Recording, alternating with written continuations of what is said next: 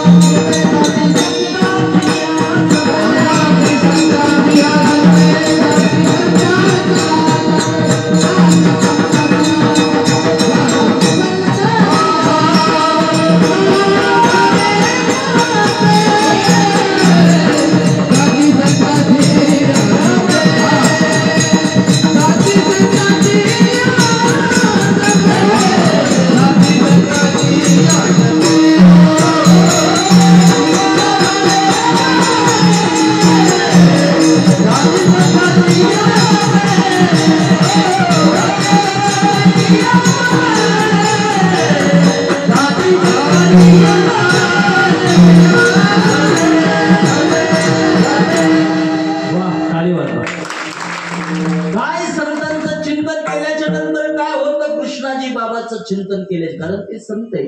तुका म्हणे पापे जाती संताचिया जपे, संताचिया जपे पापे जाती. संतांचं जप केलं, संतांचं चिंतन केलं, संतांचं ध्यान केलं. हो, ज्ञानोबरायांच्या ध्यानाची खूप मोठी फलश्रुती सांगितली शास्त्राला. ज्ञानोबरायांचं ध्यान केल्याच्या नंतर काय होत.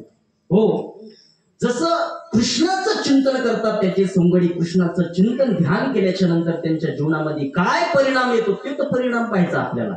तसं बाबाचं चिंतन केल्याच्या नंतर, बाबाचं मंदिर बांधल्याच्या नंतर, बाबाचं ध्यान केल्याच्या नंतर काय परिणाम येतो हे तुम्हाला वेगळं कशाला सांगायचं. कारण तुम्ही त्याचे सर्व साक्षी आहात.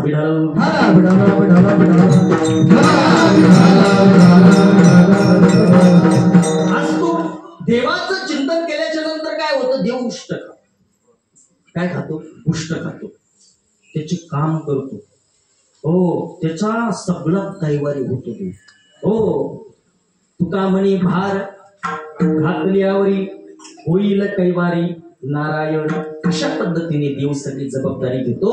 नवे नवे त्या भक्तावर आलेले संकट आपल्याकडे घेतो होते. संकट नावाची चीज, प्रतिकूलता नावाची चीज त्याच्या जीवनामध्ये ठेवीत नाही. अनेक त्या ठिकाणी उदाहरण आहे. पण त्या बाकीच्या उदाहरणामध्ये मला अडकून बसायचं. मी सांगितलं की एकच त्याचा खेळ सांगायचा. मला इथं 2 खेळ सांगायचे. एक भगवान कृष्णाचा खेळ सांगायचा आणि नंतर बाबाचा खेळ सांगायचा. हे 2 खेळ जर तुम्हाला कळाले तर झालं काल्या